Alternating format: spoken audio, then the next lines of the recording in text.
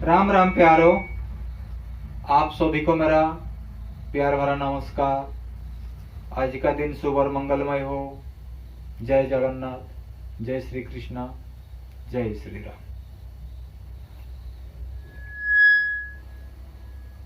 ये हूँ सही समय कथा बा सही त्रेता युगर रामायण कथा।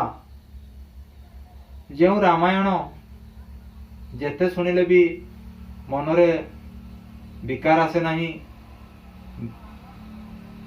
ग्लानि आसे नहीं, मनुष्यर थका बा हताश भाव आसे नहीं। अर्थात रामायण को आपण जेते शुणिबे सेते आपन को नुआ नुआ लागिबो।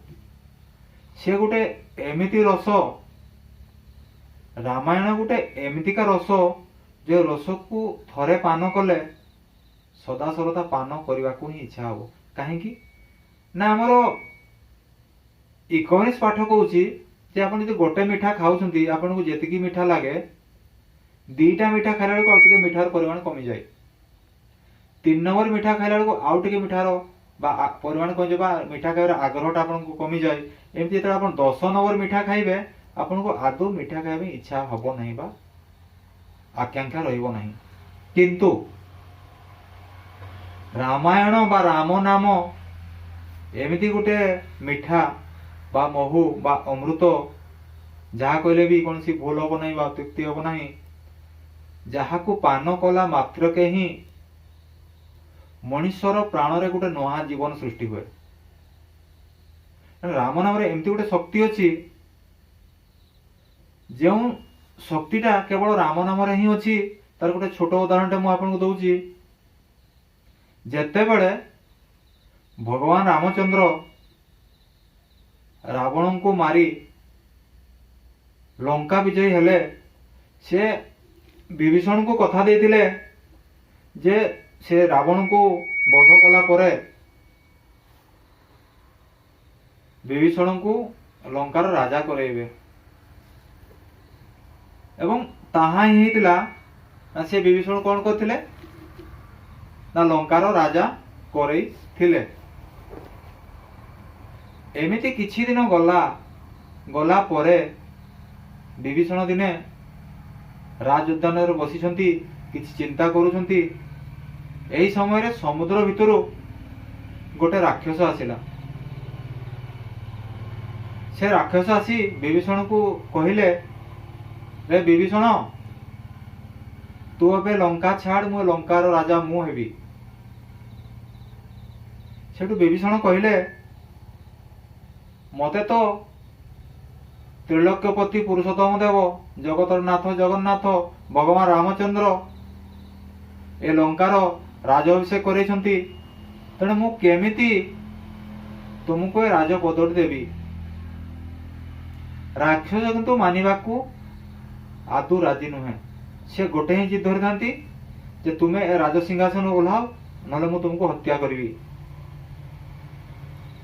जेतेबेले एमिति बहुत किछि तर्क वितर्क हैला बा बुझामणा हैला, सेतेबेले से राक्षस कौनसी प्रकार गोटे कथार राजी हेले जे कहले ठीक अच्छी जदि तुमे कहूछ जे मु ए राज सिंहासन रे बसिबी नहीं। राक्षस कहले जदि मु ए राज सिंहासन रे बसिबी नहीं ताले मते गोटे काम कर, तुमे ए जो एते बड़ समुद्रटा देखा जाउची ना से समुद्र रो मते बाहर को पार कर दियो, ताले मु एठी रहिबी नहीं। अर्थात मु लंका रे रहिबी नहीं से राक्षस जनक कहले।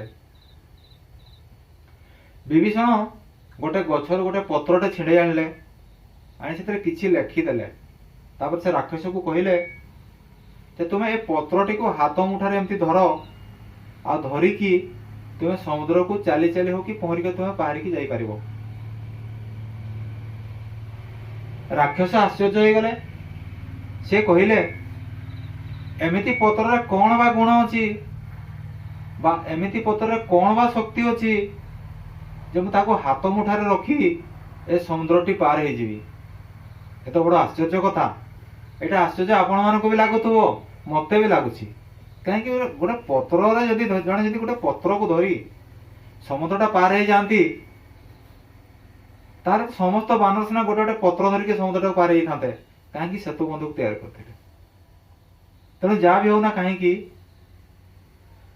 से पथरटी को धरिले एवं से समुद्र चलवा पहरवा चेष्टा कले देखिले से समुद्र भितर जिते भी दूर को जाऊँगी से बुड़ू ना समुद्र समुद्र तो बहुत पानी अच्छी बहुत पानी थिबा भितर भी से राक्षस जनक आदौ बुड़ू ना से सेमती चली चली जाऊँगी अंटार पानी तौर सब तौक समुद्र पानी राक्षस को अत्यंत आश्चर्य लगला से चिंता कले जे एमती कौन से पत्रटार अच्छी जो एत समुद्र पानी रही किंतु समुद्र पानी अंटार तौर मो तौक रोचे समुद्र मत बुड़े पारुनी कि बसई पारुनी कौन ए महात्मा रही एमती समुद्र मझी को जाइछंती मन रे गोटे जिज्ञासा जात होला जे मु जानिबी कौन सब से पत्र लेखा किंतु विभीषण ताको देला बेले कहितिले हे राक्षस राज हे राक्षस महात्मा तुमे केबे भी से पत्रटी को मझी समुद्र भितर खोलिकी देखिब ना तुम जाई पारिबो नाही।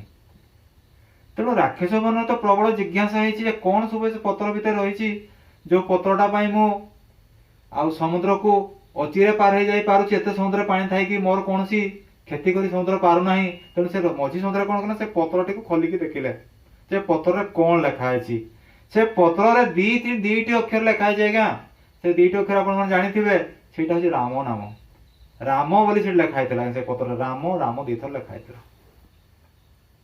या पूर्व आम आलोचना कर बहुत तथापि अवगत निहत पुणी अथर आलोचना करुचे जे शास्त्रकार कहती साधु सन्त माने कहती जदि दी थर आम राम राम जप करुचे ताले चारोटी वेद पढ़िया सहित समान अर्थात चारिटी वेद को पढ़ले अपन जति ज्ञान अर्जन करेंगे जी पुण्य लाभ हुए दी थर राम राम कहले से पुण्य लाभ हुए। तेणु वर्तमान मनुष्य मैंने कौन कर देखिए राम राम जहाँ को पहले राम राम बहुत शुभ चिंतन आज्ञा दिन सारा आप जिते भी पाप कर पूर्वर करते पाप दी थर राम राम कहले से पाप सब क्षय हो राम नाम गोटे महात्मा रही। तेणु राक्षस जो देखीदे से पत्र दी थर राम राम लिखाई से आश्चर्य हो गले। यही समय कौन है ना समुद्र रू से बहुत ज्वार आसला बहुत पानी आसला जोटा कि राक्षस बुड़ीकी मरीगले ना कहीं बुड़ीकी मरीगले तार भी गोटे कारण अच्छी ना से कारण टी कौन ना जेते बेले पर्यंत से पत्रटी भितर राम नाम लिखाई आ से पत्रटी जेते पर्यंत से राक्षस हाथ रे थिला सेते बेले पर्यंत भगवान रामचंद्र ताको रक्षा करी आस्तिले। अर्थात सेतुबंध समय कौन होता ना सेतुबंध बंधा चली बड़ बड़ सब योद्धा मान सेतुबंध बांधि बांधि चली अनति दूर रे हनुमान जी ठिया ही भगवान राम को से स्मरण करुछंती तार किछि दूर रे संध्या बेलर कथा भगवान रामचंद्र से चिंता कर मने मने सेतु बांधा को तो बहुत दिन लगे बहुत समय लगे जदि मु गोटे गोटे पथर एमती फिंगी दिखती से सेतुबंध उपरे तो आउटे शीघ्र हो जाता यह भाविक से कौन कले ना छोट गड़ीटे से उठेले और समुद्र को फिंगी देले जेमिति समुद्र भीतर फिंगी देइछंती से पथरटी टपकी बुड़ीगला ना कहीं बुड़ीगला भगवान आश्चर्य हो गले। अरे अरे मोर ना लेखिक जो पथर फिंगा से भासुची आ स्वयं तो प्रभु मु अरे मोर नाटा से केवल लिखाई से तो मु नहीं ना केवल मोर नाटा लिखाई ना अरे मु जहाँ को फिंगी देली से बुड़ीगला किंतु मोर ना लेखिक जहाँ को पानी छाड़ी से भासीगला ये तो राम नाम महिमा आएगा। और एक कथा आपण मैंने जानी तथापि आलोचना करवा संगे संगे से हनुमान को डाकिले कहले हे वीरश्रेष्ठ हनुमान ए पाख को आस मु तो किसी प्रश्न पचारि ना कहले प्रभु मु तो अज्ञानी बानर कूल मोर जात मो पाखे ज्ञान कहीं आसो प्रभु जे आपण भाया परमात्मा को बा परम पुरुष को बा मर्यादा पुरुष रामचंद्र आपण जो अटंती आपण कि तार उत्तर देवी क्षमा करिए प्रभु जहा दे सब आपणकर मो भीतर जहा ज्ञान अच्छी बुद्धि अच्छी सब आपण कृपा ही ताहा रही तथापि मु चेष्टा करुच्ची जो प्रभु मते प्रश्न पचारे मु चेष्टा करी तार उत्तर देवाई ना कौन से उत्तर अच्छा हनुमान तुम से सेतु बंध को देखुच ना हाँ प्रभु देखुची से कौन सब चली ना सेतु बंध आज्ञा चली ना केमती सेतु बंध चली इतर प्राणी बृहत्तर प्राणी जो अच्छा ସେ ବେଙ୍ଗଠୁ ଆରମ୍ଭ କରି ପକ୍ଷୀ ପର୍ଯ୍ୟନ୍ତ ସମସ୍ତେ ଅଛନ୍ତି। ସମସ୍ତେ ସେ ସେତୁ ବନ୍ଧକୁ ବାନ୍ଧି ବାନ୍ଧି ଚାଲିଛନ୍ତି। ପଥର ରାମ ନାମ ଲେଖା ହଉଛି। ବାନର ସେନା ମାନେ ସେ ପଥରକୁ ନେଇ ପାଣିରେ ପକଉଛନ୍ତି। ସେ ସେତୁ ବନ୍ଧ ହେଇ ଚାଲିଛି, ପଥର ଭାସିଛି। ତାହେଲେ ହନୁମାନ ମତେ ଗୋଟେ କଥା କୁହ, ଯଦି ବାନର ମାନେ ପଥରରେ ମୋ ନାଁ ଲେଖି ସମୁଦ୍ରରେ ପକଉଛନ୍ତି, ପଥର ଭାସୁଛି, ତାହେଲେ ମୁଁ ତ ସ୍ୱୟଂ ନିଜେ ପ୍ରଭୁ, ମୁଁ କାହିଁକି ପଥର ପକେଇଲେ ସେ ପଥରଟି ବୁଡି ଯାଉଛି? ହନୁମାନ କହିଲେ, ପ୍ରଭୁ କ୍ଷମା କରିବେ, ଆପଣ ତ ଅନ୍ତର୍ଯାମୀ ଅଟନ୍ତି, ଆପଣଙ୍କୁ କଣ ଅଜଣା ଅଛି? ଆପଣ କଣ ଜାଣିନାହାନ୍ତି? ଆପଣ ତ ସବୁ କିଛି ଜାଣିଛନ୍ତି। ତାପରେ ଆପଣ ପ୍ରଭୁ ଏ ଛୋଟିଆ ସେବକକୁ ପ୍ରଶ୍ନ ପଚାରୁଛନ୍ତି ଯେ କାହିଁକି ସେ ପଥରଟି ବୁଡିଗଲା? ହନୁମାନ ଟିକେ ଚୁପ ରହିଲେ, କହିଲେ ପ୍ରଭୁ ଉତ୍ତର ଦେବି? କହିଲେ ହଁ ଦିଅ। କହିଲେ ପ୍ରଭୁ ଆପଣ ଯାହାକୁ ଧରିଛନ୍ତି ତାକୁ ଛଡେଇଦେଲା ସଂସାରରେ କିଏ ଅଛି? ଆପଣ ଯାହାକୁ ଭରସା ଦେଇଛନ୍ତି, ଆପଣଙ୍କ ଆଶୀର୍ବାଦ ଯାହା ଉପରେ ଅଛି, ତାକୁ ମାରିଲା ବାଲା ସଂସାରରେ କେହି ନାହାନ୍ତି। ଆଉ ଆପଣ ଯାହାକୁ ଛାଡି ଦଉଛନ୍ତି, ତାଙ୍କୁ ବଞ୍ଚେଇଲା ବାଲା ବି ସଂସାରରେ କେହି ନାହାନ୍ତି। ତେଣୁ ଆପଣ ଜଗତର ସ୍ୱାମୀ ନା ଆଜ୍ଞା, ଆପଣଙ୍କ ହାତରେ ସବୁ ଶକ୍ତି ରହିଛି। ଆପଣଙ୍କ ଦ୍ୱାରା ଏ ଜଗତଟା ପରିଚାଳିତ ହଉଛି। ନା କେମିତି? ନା ଭଗବାନ ଯୋଉ କର୍ମ କରନ୍ତି ଆମେ ତାକୁ ଲୀଳା ବୋଲି କହିଥାଉ। ଆଉ ମୁନି ଋଷି ମାନେ ଯୋଉ କର୍ମ କରନ୍ତି ତାକୁ ଆମେ କ୍ରିୟା ବୋଲି କହିଥାଉ। ଆଉ ମଣିଷ ଯୋଉ କାମ କରନ୍ତି ତାକୁ ଆମେ କର୍ମ ବୋଲି କହିଥାଉ। ଠିକ ସେଇ ଅନୁସାରେ ତ ପ୍ରଭୁ ଆପଣଙ୍କ ଲୀଳା। ଆପଣ ତ ହେଲେ ଲୀଳାମୟ। ଲୀଳା କରିବା ହଉଛି ଆପଣଙ୍କର ବ୍ୟକ୍ତିଗତ ଅଧିକାର। ଜଗତର ହିତ ନିମନ୍ତେ, ଜଗତର ସାଧୁ ସନ୍ତକୁ ତରିବା ନିମନ୍ତେ, ଜଗତରେ ଜୀବଜନ୍ତୁକୁ ମନୁଷ୍ୟକୁ ଉଦ୍ଧାର ନିମନ୍ତେ, ଇଏ ତ ହଉଛି ପ୍ରଭୁ ଆପଣଙ୍କ ଲୀଳା। ଆପଣ ହେଲେ ଲୀଳାମୟ, ଆପଣ ହେଲେ ପ୍ରେମମୟ। ଆଉ ଆପଣଙ୍କର ମୁଖ୍ୟ ଜିନିଷ ହଉଛି ଯେ ଭକ୍ତମାନଙ୍କୁ କେମିତି ସତ୍ପଥରେ ନେଇଯିବା, ସତ୍ସଙ୍ଗୀ କରେଇବା, ଭଗବାନଙ୍କ ନାମରେ ନାମିତ କରେଇବା, ଅନ୍ତିମରେ ମୁକ୍ତି ପ୍ରଦାନ କରିବା, ଏ ହଉଛି ପ୍ରଭୁ ଆପଣଙ୍କର କାମ। ତେଣୁ ଆପଣ ଯାହାକୁ ଛାଡିଦେବେ ସେ କେମିତି ଉଦ୍ଧାର ପାଇବ? ତେଣୁ ହେ ସ୍ୱାମୀ, ହେ ଜଗତର ନାଥ, ଆପଣ ଏତିକି କୃପା କରନ୍ତୁ, ଆପଣ କାହାକୁ ଛାଡନ୍ତୁ ନାହିଁ। ଠିକ ସେମିତି କଥାଟି ସେ ରାକ୍ଷସଙ୍କ ଭାଗ୍ୟରେ ହେଇଥିଲା। ଯେତେବେଳେ ପର୍ଯ୍ୟନ୍ତ ସେ ରାକ୍ଷସଙ୍କ ହାତରେ ପତରଟି ଥିଲା, ସେ ପତରଟିରେ ରାମ ନାମ ଲେଖା ହେଇଥିଲା, ସେତେବେଳେ ପର୍ଯ୍ୟନ୍ତ ଭଗବାନ ରାମଚନ୍ଦ୍ର ତାକୁ ରକ୍ଷା କରୁଥିଲେ। ଆଉ ରାକ୍ଷସ ମାନଙ୍କ କଥା ଜାଣିଥିବେ, ତାଙ୍କର ଗୁଣ ହଉଛି ତାମସିକ ଗୁଣ। ତାଙ୍କର ହଉଛି ତାମସିକ ପ୍ରବୃତ୍ତି ବା ରାକ୍ଷସ ପ୍ରବୃତ୍ତି। ତେଣୁ ସେ ଚିନ୍ତା କଲେ ରାମ ନାମରେ କଣ ଅଛି, ୟାକୁ ମୁଁ କାହିଁକି ଜପ କରିବି, ୟାକୁ ମୁଁ କାହିଁକି ଧରିବି, ୟାକୁ କାହିଁକି ମୁଁ ଫିଙ୍ଗି ନଦେବି। ଏବଂ ଦେଖିଲେ ତ ଫିଙ୍ଗି ଦେବାର ଫଳ ସାଙ୍ଗେ ସାଙ୍ଗେ ପାଇଗଲେ। ତାପରେ ଖୋଜିଲେ ସେ ପତ୍ରଟିକୁ, ଆଉ ସେ ପତ୍ରଟିକୁ ପାଇଲେ ନାହିଁ। ତେଣୁ ତାଙ୍କର ଅସମୟରେ ମୃତ୍ୟୁ ହେଇଗଲା। ତଥାପି ଏଠି ଗୋଟେ ପ୍ରଶ୍ନ ଆସେ, ତାହେଲେ ସେ ଯୋଉ ରାମ ନାମ ଧରିଥିବା ଯୋଉ ରାକ୍ଷସଟି ତାହେଲେ ମୁକ୍ତି ପାଇଲେ ନା ନରକକୁ ଗଲେ? ଯେମିତି ଅଜାମିଳ ପାପୀ, ସାରା ଜୀବନ ସେ ପାପ କରିଛନ୍ତି, ସାରା ଜୀବନ ପାପ କରିବା ପରେ ବି ଅନ୍ତିମ ଅବସ୍ଥାରେ ସେ ତାଙ୍କର ପୁଅକୁ ଖୋଜୁଛନ୍ତି, ଯେଉଁ ପୁଅର ନାମ ନାରାୟଣ ଥିଲା। ସେ ବାରମ୍ବାର ନାରାୟଣ ନାରାୟଣ ନାରାୟଣ ସେ ଜପ କରୁଛନ୍ତି ବା ତାଙ୍କୁ ପୁଅ ଖୋଜୁଛନ୍ତି। ଏ ଯୋଉ ବାରମ୍ବାର ସେ ନାରାୟଣ ନାରାୟଣ ଉଚ୍ଚାରଣ କରୁଛନ୍ତି, ବାରମ୍ବାର ଗୋଟେ ଶବ୍ଦକୁ ଉଚ୍ଚାରଣ କରିବାକୁ ଆମେ ଜପ ବୋଲି କହିଥାଉ। ନା ଜପ କଣ? ନା ଜପ ହଉଛି ଜନ୍ମ ଜନ୍ମାନ୍ତର ପାପକୁ ଯେ ନାଶ କରେ, ସେ ହେଲା ଜପ। ଅର୍ଥାତ୍ ଜପରେ ମାତ୍ର ଦୁଇଟି ଅକ୍ଷର ଅଛି, ଜ ଆଉ ପ। ଜ ଆଉ ପର ମାନେ ହଉଛି କଣ? ନା ଯିଏ ମନୁଷ୍ୟର ଜନ୍ମ ଜନ୍ମାନ୍ତର ପାପକୁ ନାଶ କରେ, ତାକୁ ଆମେ ଜପ ବୋଲି କହିଥାଉ। ତେଣୁ ସେ ଯେତେବେଳେ ଅଜାମିଳ ପାପୀ ବାରମ୍ବାର ନାରାୟଣ ନାରାୟଣ ନାରାୟଣ, କୁଆଡେ ଗଲେ ନାରାୟଣ, ଆଉ ମତେ ଟିକେ ପିଇବା ପାଣି ଟିକେ ଦେ, ମତେ ଟିକେ ଉଠେଇ ଦେ, ମୁଁ ମରିଯିବି, ମୋ ପାଖକୁ ଟିକେ ଆଏ, ମୁଁ ଟିକେ ଦେଖିବି। ସେ ବାରମ୍ବାର ସେ ପୁଅକୁ ସ୍ନେହ ବାତ୍ସଲ୍ୟ ମତେ ସେ ପୁଅକୁ ଖୋଜନ୍ତି। ସୌଭାଗ୍ୟବଶତଃ ତାଙ୍କ ପୁଅର ନାଁ ନାରାୟଣ ଅଟେ। ତେଣୁ ଭଗବାନ ବିଷ୍ଣୁ ଚିନ୍ତା କଲେ, କେହି ଜଣେ ମତେ ତ ବାରମ୍ବାର ସ୍ମରଣ କରୁଛନ୍ତି, ଧ୍ୟାନ କରୁଛନ୍ତି, ତେଣୁ ମୁଁ ଯାଏ ଦେଖେ ସେ କିଏ ଧ୍ୟାନ କରୁଛନ୍ତି। ଦେଖିଲା ବେଳକୁ ସେ ମହାପାପୀ ଅଜାମିଳ ପାପୀ ସେ ନାରାୟଣକୁ ଡାକୁଛନ୍ତି। ତେଣୁ ନାରାୟଣ କଣ କଲେ ନା ତାଙ୍କ ପୁଅର ରୂପ ନେଇ, ତାଙ୍କ ପୁଅ ଯୋଉ ନାରାୟଣ ରୂପ, ଯୋଉ ନାରାୟଣର ତାଙ୍କ ପୁଅ ଯୋଉ ନାରାୟଣ ନାଁ ଥିଲା, ସେ ପୁଅର ରୂପକୁ ନେଇ ଭଗବାନ ବିଷ୍ଣୁ ନାରାୟଣ ହୋଇ ସେ ଅଜାମିଳ ପାପୀ ପାଖରେ ପହଞ୍ଚିଲେ। ଏବଂ ସେଇ ନାମ ଫଳରେ ବା ନାମର ମହିମା ଫଳରେ से अजामिल पापी को मुक्ति प्रदान कले। बोले सियावर रामचंद्र की जय। तो देखंतु महापापी अजामिल पापी सामान्य नाम जपर संसार मुक्ति पाई गले।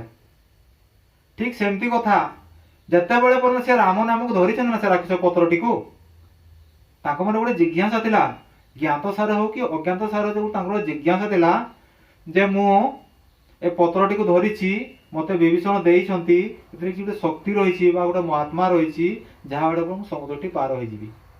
तेणु ए जो दृढ़ विश्वास नै से राम नाम रूप को पत्रटी को धरिके आछंती। तेणु भगवान कौन कले चिंता कले से हुए तो राक्षस कुल जन्म होई पारती हुए तो से राक्षस कुल जन्म होई पारती से राक्षस जनक किंतु श्रद्धा पूर्वक विश्वास पूर्वक मो नाम लेखा थे से पत्र जो धरी सांगरे आछंती तेणु ताको निश्चय मुक्ति प्रदान करी ना कहीं तत्व ज्ञान पर आलोचना करबा कहीं ए संसार मोहमाया तामसिक गुण राजसिक गुण स्नेह ममता ईर्षा देश सब तामसिक गुण जिन ना संसारटा हूँ गोटे भवबंधन बा संसार गोटे महासमुद्र तेना महासमुद्र रूपक भवबंधन रक्षा पाइबा एटी गोटे ही नौका हूँ से नौका राम नाम। तेणु राम नाम रूपक नौका जदि आप बसवे ए भवबंधन रूपक समुद्र आप पार हे ताही से राक्षस करते ना कौन जो समुद्र से बुड़ुले टबुले हजि जाते भासी जाते सी गोटे भवबंधन रूपक समुद्र गोटे मोह मायार से समुद्र थे। तेणु ये सी राम नाम को से माने कौन भक्ति सहकारे श्रद्धा पूर्वक जेहेतु से राम नाम को संगे नहीं आसी तेणु भगवान चिंता कले ए राक्षसटी को मते मुक्ति देवाकू ही पड़िबो कहीं ना सी शेष मुहूर्त रे अजामिल पापी परिका मोर नाम से जप करिछि मत सांगे धरिकी आछि। तेणु भगवान कौन कले ना से राक्षसटी को संगे संगे मुक्ति प्रदान कले और वैकुंठ धाम स्थान देले।